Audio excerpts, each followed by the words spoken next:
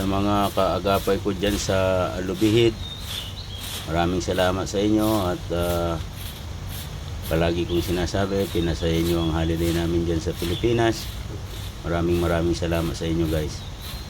Yan ang trabahong yan na hindi ko ikakaila sa inyo at ikakahiya.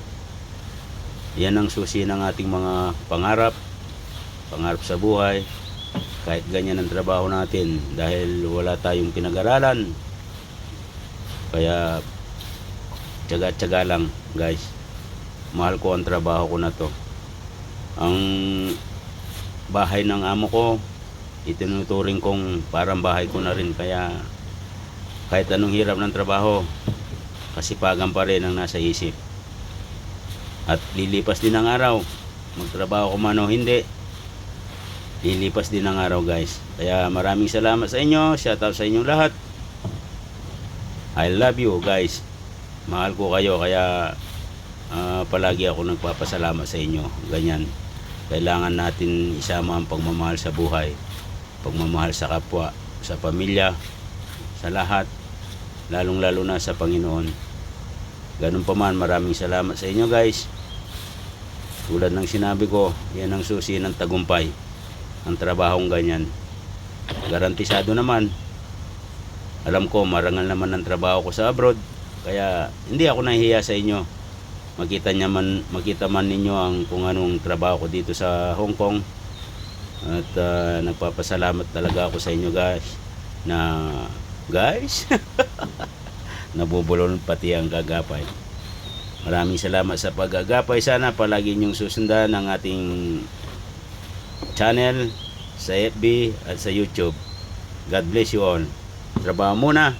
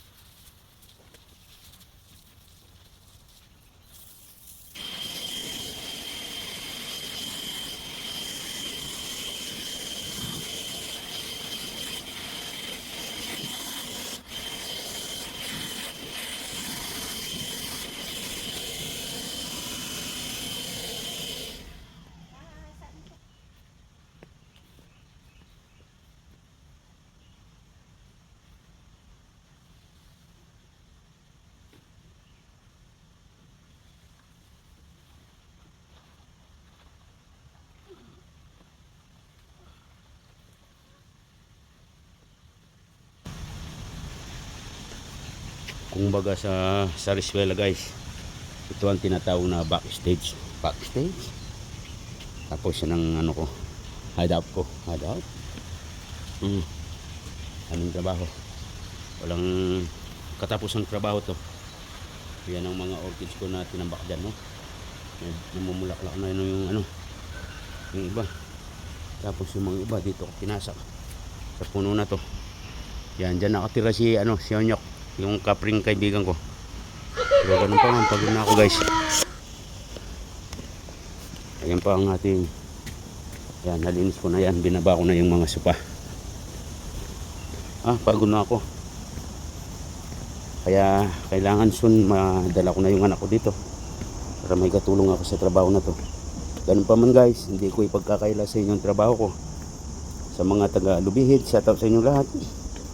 Pinasaya nyo ang holiday namin. Yan, itong trabaho ko na to, hindi ko pagkakaila sa inyo guys. Ba't ako maiya? Ganyan talaga ang trabaho ko. Patulong, gardener, tagahugas ng plato. Yan, may konting ano tayo dito, taniman. Oh, yung swimming pool ko napuno na ng tubig. Back to swimming pool siya. Kasi swimming pool naman talaga yan eh. Wow, itong atis ko. Sa susunod na taon, mamumunga na talaga to. Wow, yung Lola Rosa ko. Lola Rosa yan. Pinabayaan ko na ng ganyan. Oh, wala pang bunga yung atis ko talaga. Ayan guys, yung patola ko na yan. Wala akong pinakinabangan, no? Ayan, ba parang walang tama to ah. Oh, parang walang kagata. Oh, yun oh.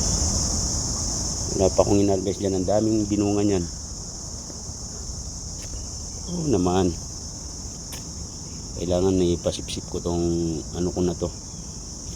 Taniman ko. Oh, nako.